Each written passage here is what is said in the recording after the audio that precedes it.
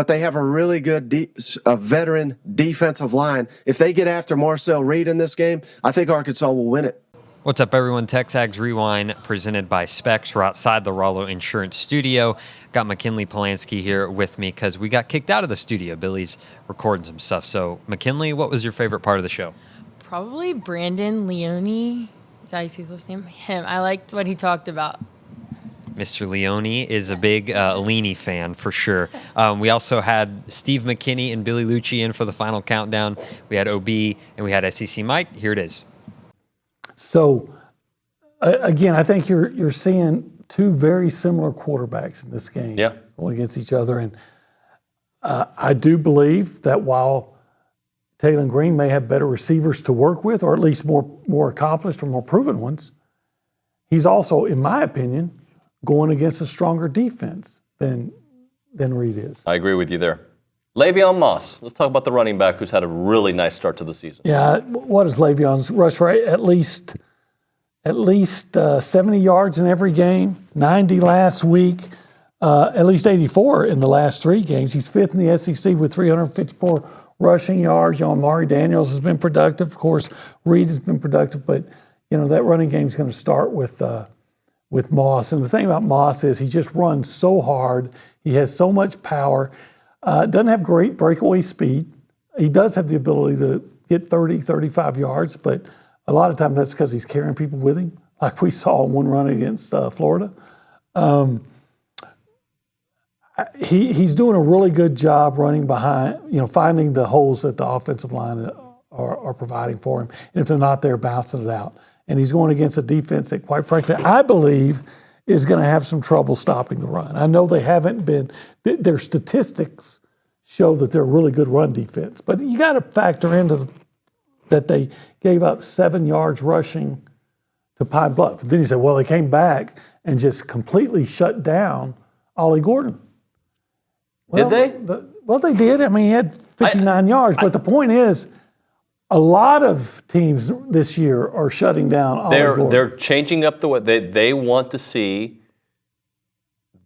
Oklahoma State pass on them, not run. So they're stacking the box and they're making it very difficult. And I know Auburn last week ran for 146 yards against them. I think A&M, if Auburn can get 146, and look, that doesn't always work because Bowling Green had modest run defense numbers, and A&M until late, especially in the first half, really struggled to run against them. So it doesn't ensure anything, but if Auburn can run for 146 yards on you, I think I would feel reasonably confident that A&M runs for 150 or more. No, and he's been that for 20 years, going back to high school. I mean, there's stories I could tell you, David. I got a lot of family in Memphis. I even played for him at Briarcrest Academy.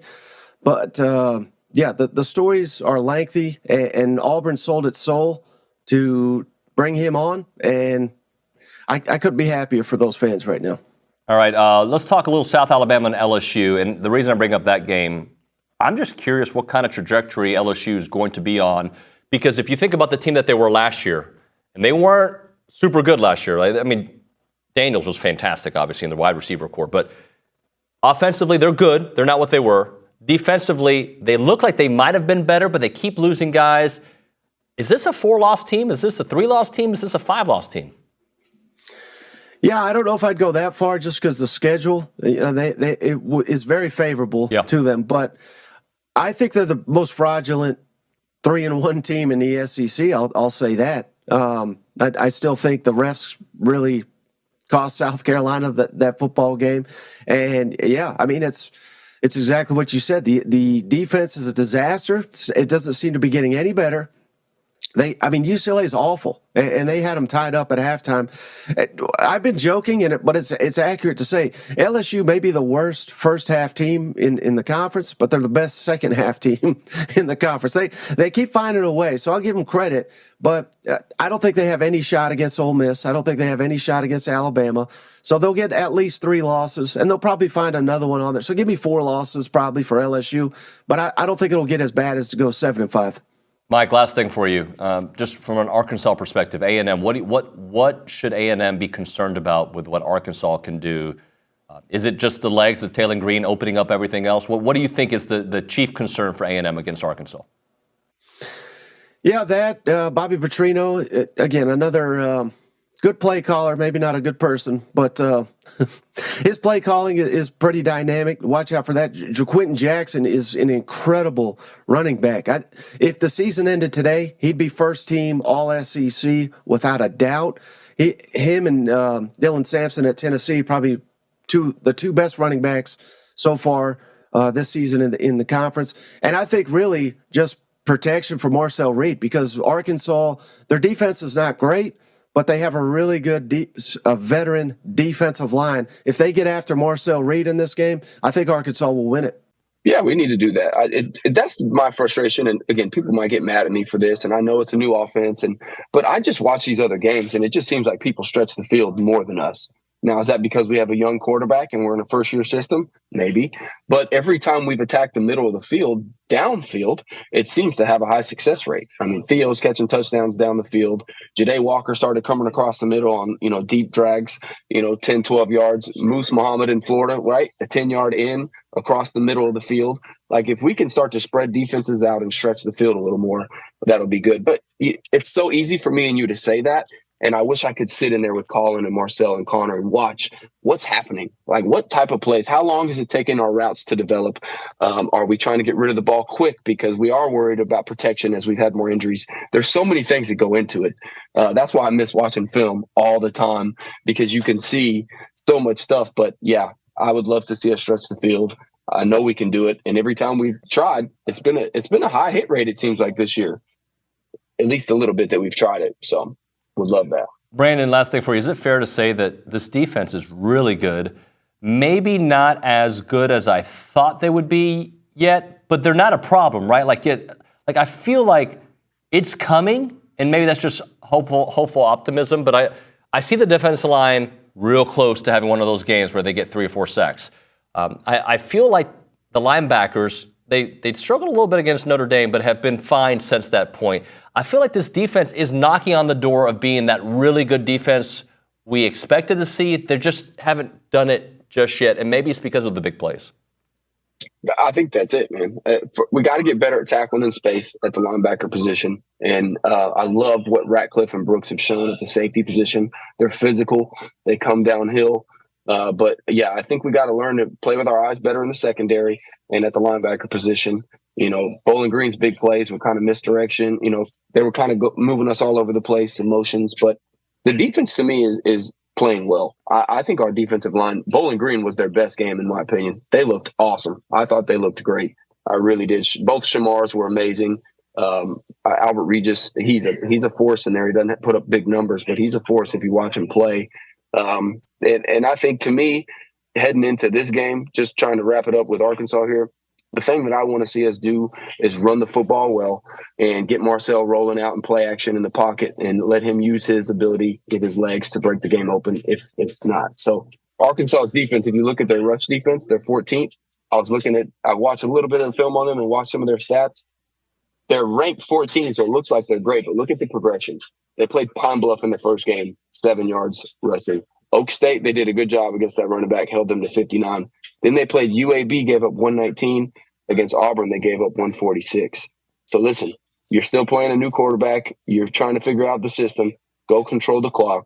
Run the ball down their throat. They're getting progressively worse. And put Marcel in positions with play action downfield with tight ends, let routes develop and let him use his legs.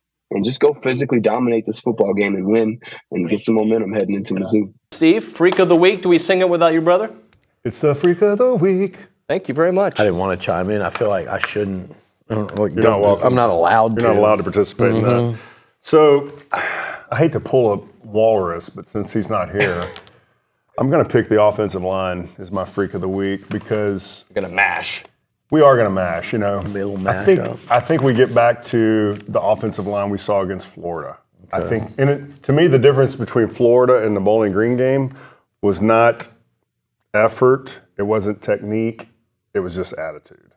There was a little different attitude in that Florida game than what we saw at Bowling Green. You want to see somebody smashing a chair before the game? I think we'll get back to that this week. I think we'll see a little bit more energy, and I think you'll see the offensive line, the running backs kind of feeding off each other. Get that run game going. For me, if I'm going to Freak of the Week, I've been leaning on in the backfield a little bit. I feel like I've picked Le'Veon a couple times. I feel like I've picked Marcel. I'm going to go with what I need the Freak of the Week to be. What I need it. And I think in this stadium, in the course of this series, A&M has gotten big games from wide receivers. Last year it was Anais Smith. Josh Reynolds tormented Arkansas. Christian Kirk tormented Arkansas. It's Edward Pope on a deep ball to change the game. It's always somebody in that game seems to get it done at the receiver spot. I'm going to go Noah Thomas as my Freak of the Week. The first big game by an A&M receiver this year. I know Cyrus Allen had a big day at Florida. That was more of a big catch. This is the first big game by an A&M receiver. I'm going to go Noah on offense, and then defensively, I think this is. I'm going Nick Scorton. I think this is a Nick Scorton game. I think this is that game where he breaks out on the big stage. I love it. Let's do the Sleeper of the Week presented by the Sleep Station. Go see Jared McLeod and ask about the Tempur-Pedic mattress or the Purple mattress in the Specs parking lot at Texas and Harvey in front of the Lowe's at William D. Fitch and Highway 6. The website, thesleepstation.com. Steve, who is your sleeper? I'm going with the same guy I picked last week, Jabri Barbers. Okay. Did I get the name right? Jabri Barber. Yeah, Jabri. Yep. Okay, close. Jabri Barber. I think that he continues to impress me with his separation. I know he's one of these guys that's just, it's right there to having that breakout game or just that really big play for the team because, you look at him even against Bowling Green, I mean, he's got 5 yards of separation between him and the guy covering him because he's just that quick and shifty. So I expect him to hopefully have a big game. I mean, I wish Marcel would target him a little more personally. Yeah. All right, McKinley, what do we have to do? Like, comment, subscribe, repost. Yeah. Awkward ending. That'll work.